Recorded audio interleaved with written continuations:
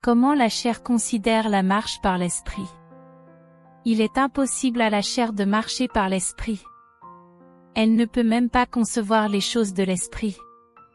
Elle appartient à un autre monde.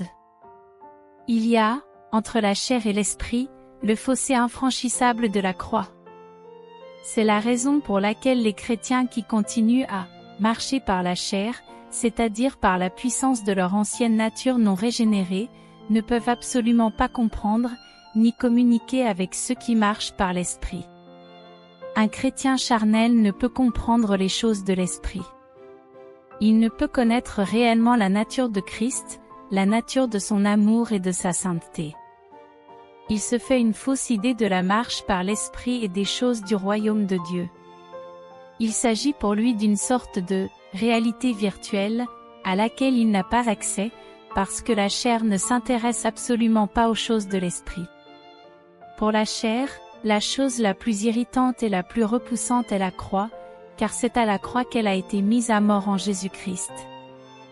Un chrétien charnel considère donc l'œuvre de la croix comme une œuvre admirable, puisqu'elle lui a permis d'avoir ses péchés pardonnés, mais comme une expérience passée, dont il a profité pour son compte, mais qu'il ne veut pas appliquer à sa vie présente.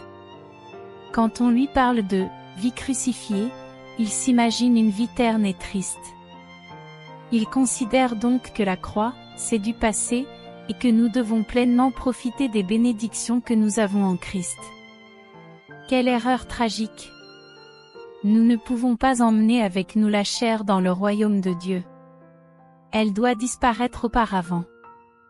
En outre, nous entrons en contact avec la réalité du royaume de Dieu par notre esprit régénéré. Ce contact nous est possible par la révélation du Saint-Esprit et de la parole de Dieu, qui est aussi esprit et vie. Tandis que la chair ne peut s'appuyer que sur l'intellect ou l'imagination pour tenter de concevoir les choses de l'esprit et du royaume de Dieu. Pour elle, c'est la quadrature du cercle, une impossibilité complète. Mais, hélas, elle ne se rend pas compte de cette impossibilité, et continue à croire comme vraies les chimères qu'elle a inventées. La chair ne juge pas selon la vérité, mais elle juge selon l'apparence. Un chrétien charnel ne peut saisir d'un chrétien spirituel que ce que lui montre l'apparence, c'est-à-dire bien peu de choses.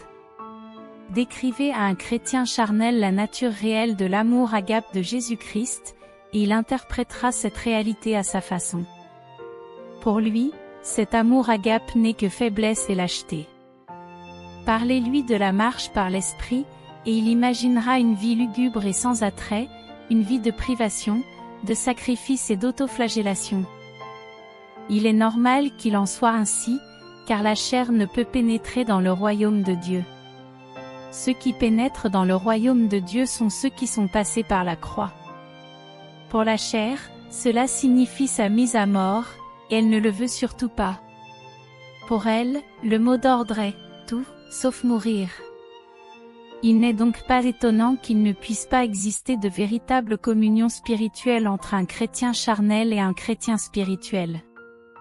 D'ailleurs, la communion fraternelle entre chrétiens ne peut être que spirituelle. Si des chrétiens charnels se fréquentent, ils vont développer entre eux une communion, qui n'aura rien de spirituel, mais qui restera au niveau de l'âme non régénérée. Plus nous apprenons à marcher par l'esprit, et plus notre communion fraternelle deviendra spirituelle. Plus elle nous donnera des véritables satisfactions, et plus elle satisfera le Seigneur.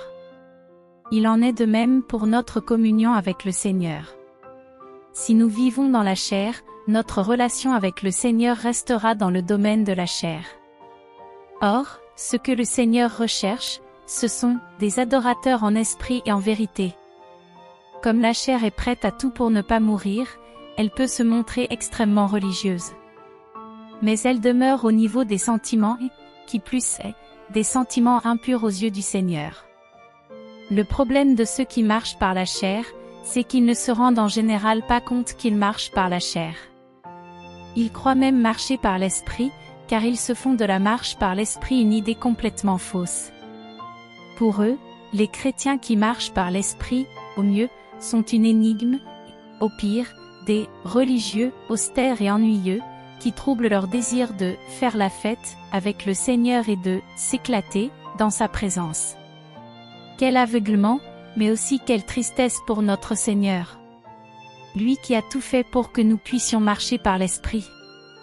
Mais il y a toutefois un espoir pour le chrétien charnel. Dieu l'aime, et veut l'éclairer. Mais le chrétien charnel est tellement engagé dans toutes sortes d'activités et d'œuvres charnelles, que le Seigneur est parfois obligé de le laisser aller jusqu'au bout de son impasse. Comme la marche par la chair ne peut apporter aucune satisfaction spirituelle réelle, l'esprit de celui qui marche par la chair, étant né de nouveau, est profondément insatisfait. L'esprit souffre de voir la vie de Christ complètement bloquée, et désire la voir manifestée au travers de l'âme et du corps. Le chrétien charnel ne dispose de rien pour apaiser cette soif intérieure, pour calmer cette profonde insatisfaction venant de son esprit brimé et frustré, et venant de la voix persévérante du Saint-Esprit en lui, qui veut le conduire sur la bonne voie, celle de la marche par l'Esprit. C'est d'ailleurs cette profonde insatisfaction intérieure qui pousse le chrétien charnel à rechercher toutes sortes de méthodes et de solutions pour résoudre ce problème et trouver une pleine satisfaction intérieure. Car le propre d'un chrétien charnel, c'est de ne pas connaître de victoire définitive sur le péché. Mais il ne choisit pas la seule solution divine, celle de la croix, parce que sa chair s'en détourne avec horreur.